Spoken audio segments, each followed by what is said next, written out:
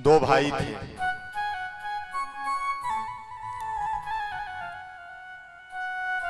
एक भाई जो छोटा वाला था पूजा पाठ इत्यादि को नहीं मानता था, और जो बड़ा भाई था वो भगवान का हमेशा भजन करता रहता, कीर्तन करता रहता, संतों की सेवा करे, सत्पुरुषों का संग करता रहे। और छोटा वाला इन सब से द्वेष करता था। अपने जीवन में कभी भी एक बार भी राम का नाम नहीं लिया।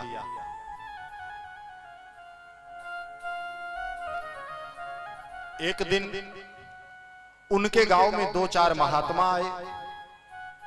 पहले महात्मा जी लोग चलते थे तो एक महंत जी होते थे और उनके पीछे उनके 10-5 शिष्य हुआ करते थे और पैदल चलते थे। चलते चलते जिस गांव में रात्रि हो जाए वहीं उनका विश्राम हो, अगले दिन प्रातःकाल पुनः प्रस्थान कर देते। महंत जी अपने शिष्यों के साथ उस गांव में पहुंच गए। उस गांव में जब पहुंचे तो किसी से पूछ लिए, राम जी ये बताइए कि आज रात्रि विश्राम हमें करना है, हम किसके यहां विश्राम करें, कोई स्थान बताइए।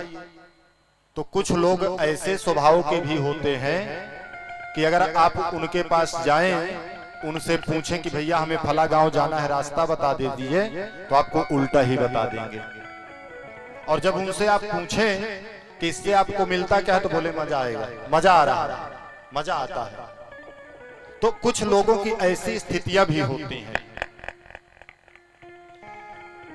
कोई ऐसे स्वभाव का था, उसने तुरंत कह दिया, महाराज आप एक काम करिए, आप वहां चले जाइए, आपके रात्रि विश्राम की समुचित व्यवस्था हो जाएगी। पहुंच गए राम जी की इच्छा से। संयोगात बड़े भाई से मिलना हुआ तो बड़ा भाई कहा, महाराज मैं स्वागत सत्कार आपका सब कुछ कर दूंगा, परंतु एक निवेदन है कि अगर आप लोग कहीं बाहर विश्राम करने की व्यवस्था करते तो बहुत अच्छा होता। बोले ऐसा क्या? बोले मेरा एक छोटा भाई है ना, वो बहुत दुष्ट है, वो संत महात्माओं को देखता है तो उनको अपशब्द बोल देता है, अपमानित कर देता है। तो मैं नहीं चाहता कि आप लोगों का अपमान हो मेरे घर में, इसलिए महाराज। महंत जी बोले, बच्चा चिंता मत करो, राम जी की इच्छा से जो कहेगा हम सब बर्दाश्त कर लेंगे, हम रहेंगे यही। बोले ठीक। बोले महाराज तब तो और बाधा हो गई। बोले क्या? बोले जब तक आप यहाँ रहेंगे, अगर वो आ जाएगा तो सीधे अपने कमरे में बंद हो जाएगा, और जब तक आप लोग यहाँ से चले नहीं जाओगे तब तक वो कमरा ही नहीं खोलेगा। बोले ठीक है, कोई बात नहीं। महात्मा जी लोग रात्रि विश्राम किए और प्रातः काल जब चलने लगे तो महंत जी के मन में विचार आया कि हमने इस घर का अन्न ग्रहण किया है, प्रसाद ग्रहण किया है, और अगर उसके जीवन में इतना बड़ा दुर्गुण है तो कम से कम एक बार तो उसके मुख से राम नाम निकलवा ही दे, एक बार शायद राम नाम कह ही दे। महात्मा जी अपने शिष्यों को बोले, आप लोग चलो, मैं मिल करके आता हूं छोटे भाई से।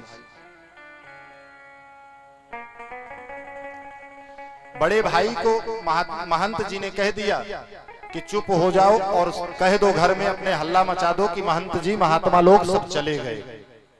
और महंत जी उसके कमरे के बाहर जाकर के दरवाजे के बगल में चुपचाप खड़े हो गए। महंत जी भी थोड़ा हृष्ट पुष्ट शरीर के थे, मजबूत थे। वैसे भी आप लोग देखते होंगे कि संत महात्मा ज्यादातर हृष्ट पुष्ट ही रहते हैं, क्योंकि जिसका जीवन संयमित है वो सदैव हृष्ट पुष्ट ही रहता है। तो महात्मा जी खड़े रहे, और जैसे ही उसको पता चला कि महात्मा लोग सब चले गए, झट दरवाजा खोला और जैसे ही वो अपने कमरे का दरवाजा खोला वैसे ही महंत जी उसको पकड़कर जमीन में पटक दिया और उसकी छाती में चढ़ के बैठ गए। बोले ये आप क्या कर रहे हैं? बोले कुछ नहीं, राम राम बोल। अब वो महात्मा जी छाती में चढ़ के बैठ गए और कहते हैं राम राम बोल। अब वो बोलते ही नहीं, कहता नहीं बोलूंगा। महंत जी ने गले में भी हाथ लगा लिया। बोले बोल, अगर नहीं बोलेगा तो यहीं पे दबा के गला मार देंगे। अब बेचारा फंस गया चक्कर में, मरता क्या न करता। महात्मा जी कहे बोल, तो कहे ठीक है अगर आप कहते हो तो एक बार बोलूंगा। कहे हाँ एक बार बोल। अब महात्मा जी के कहने से और बिना मन के जबरदस्ती एक बार राम राम कह दिया और महंत जी ने कह दिया कि ये राम राम किसी को अपने जीवन में देना नहीं, जब तक इसकी कीमत तुम्हें पूर्ण कीमत ना मिल जाए तब तक ये राम राम किसी को देना नहीं, किसी से बदलना नहीं, जो इसकी अच्छी कीमत दे उसी को देना। बोले ठीक। कुछ दिन के बाद पश्चात उसकी मृत्यु हो गई। अब मृत्यु के उपरांत जब यमदूत आए उसको पकड़कर यमलोक ले गए। जब यमलोक लेकर के गए तो यमराज ने पूछा भैया इसका बही खाता निकालो, इसने जीवन में क्या क्या किया है, अच्छे बुरे कर्मों का जो खाता है वो खोलो। तो सत्कर्म का तो एकदम खाली, बस एक बार वो भी जबरदस्ती महात्मा जी के कहने पर राम राम बोला, बाकी पूरा गोडाउन ही खाली पड़ा और दुष्कर्म वाला तो पूरा भरा।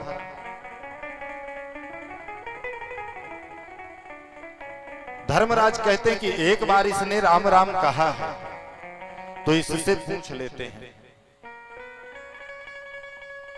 तो बोले एक बार तुम अपने जीवन में राम राम बोले हो, उसके बदले तुम्हें क्या चाहिए? उसने कहा मैं कुछ नहीं जानता, जब तक अच्छी कीमत नहीं देंगे तब तक मैं कुछ नहीं बताऊंगा।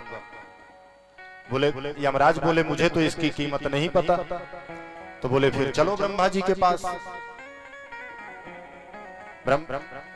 यमराज बोले कि चल। ब्रह्मा बोले कौन? मैं कहीं नहीं जाने वाला, मैं यहीं रहूंगा। अगर ब्रह्मा जी के पास लेकर के चलना है तो अपने कंधे में मुझे बिठाओ और लेकर के चलो।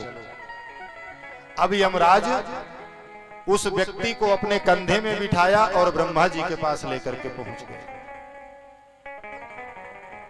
ब्रह्मा जी के पास पहुंचे, प्रणाम किए। महाराज बोले ये क्या है? बोले महाराज क्या बताऊं, जीवन में एक बार राम राम किया है वो भी जबरदस्ती,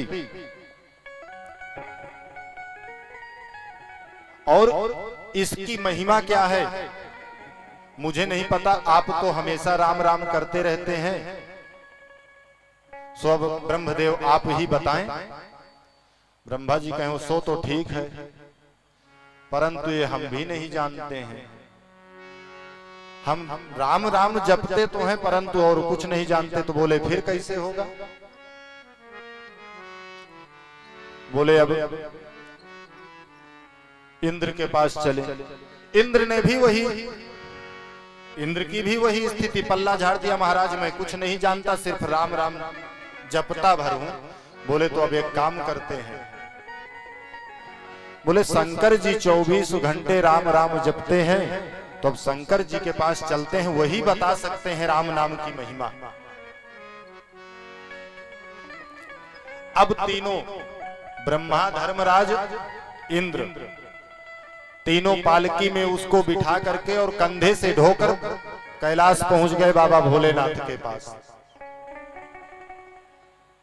अब जब भोलेनाथ ने देखा कि ये ब्रह्मदेव, देवराज, इंद्र और ये धर्मराज, ये तीनों किसको पालकी में बिठा करके और स्वयं ढो करके ला रहे हैं, जिनके यहाँ इतने नौकर चाकर हो स्वयं उस कार्य को कर रहे हो। भोले बाबा भी हतप्रभ हुए। बोले कैसे ब्रह्मदेव प्रणाम, आपका आना कैसे हुआ? बोले भोलेनाथ अब इस संकट से आप ही उबार सकते हो, बाकी अब हमारे बस की बात नहीं है। बोले क्या हुआ?